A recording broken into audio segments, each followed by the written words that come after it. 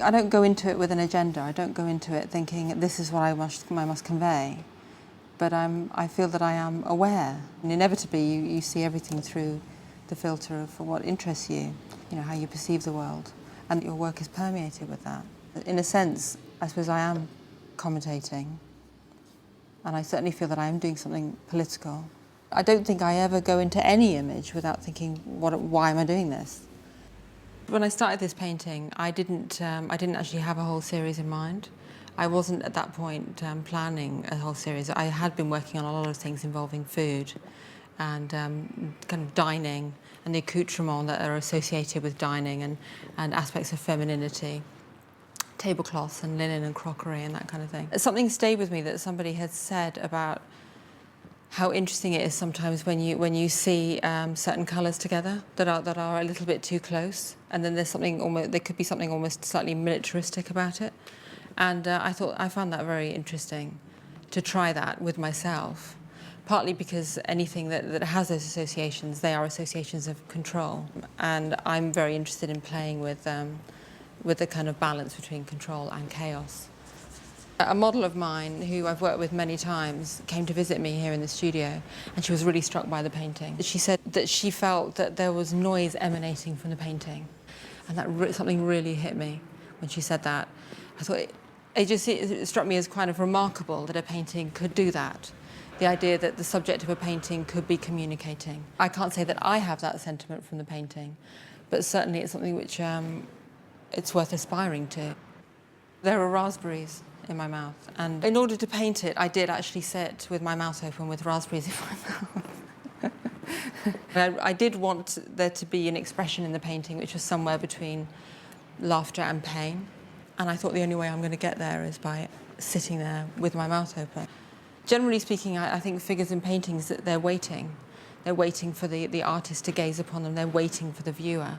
And I suddenly thought, perhaps you could make work where the subjects are not waiting for anyone. They're waiting for nothing. They are engaged. They're fully engaged in what they're doing, and they are partaking.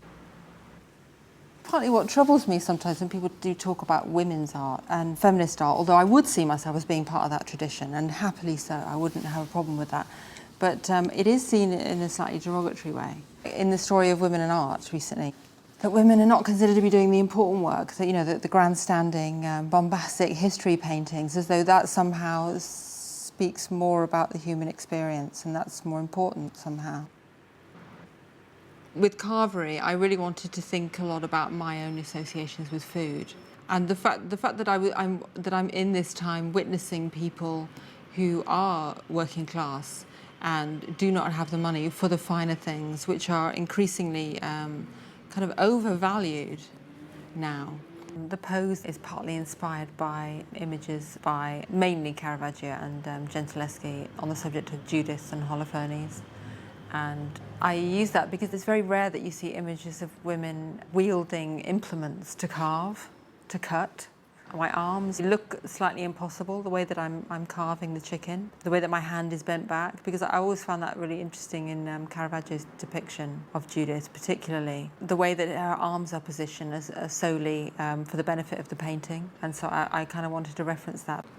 I wanted to paint the figure of somebody who is making a conscious choice, who looks as though she may be carving her own place in the world, but in which her sustenance is lowly, is commonplace. I think the reason why I use this scrappy, low-grade little chicken rather than some great kind of pheasant, is because I suppose I wanted to kind of underscore that point, that things which can be insignificant can have meaning. I'm always frustrated by the amount of images I have in my head and how hard it is to make them, how hard it is to make enough of them. And they're just constantly pushing at my temples, wanting to be made, And there's nothing, I can't bear the feeling that because I haven't applied myself, that image won't exist. This painting's called A Little Light Reading. This really comes at the beginning, for me, in the beginning of the whole project. For me, I suppose this is at the opposite end of the spectrum of exploring one's own appetite, because in this image, a woman has gone to really strange and extended lengths just to be able to find a tiny space in which to read. The objects that pertain to women's domestic lives are somehow teetering. They are in a precarious state. And she is precarious, her life is precarious.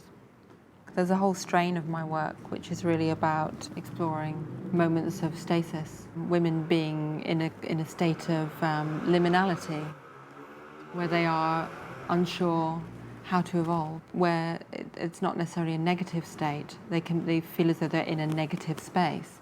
And, but it's an image that I return to again and again because it's evocative and a pregnant kind of imagery.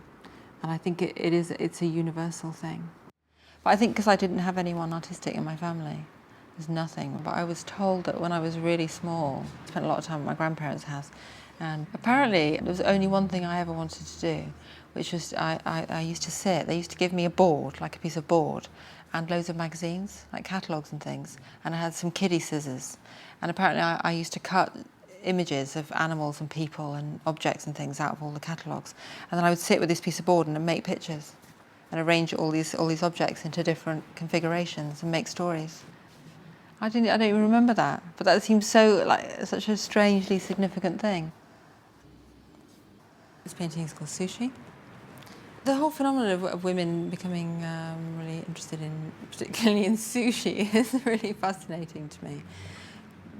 Mainly because it just does have connotations of control. And yet, of course, my figure is not controlled at all. She's been eating with wild abandon. All the empty plates are hers.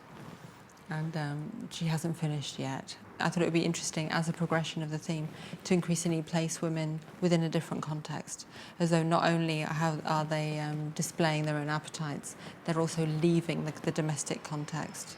Partly the painting is about orange and blue, as much as it's about the subject. It's about colour, it's about composition.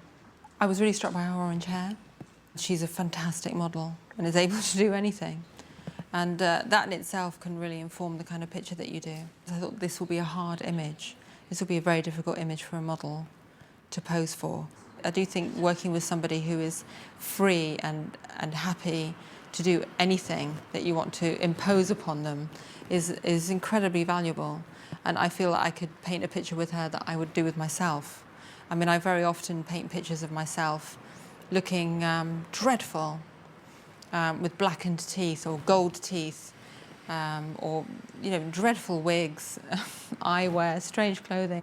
I very rarely try to paint myself as myself, but that's partly because that's what's useful about working with yourself, that you can do anything without embarrassment. And happily, she's the same, really.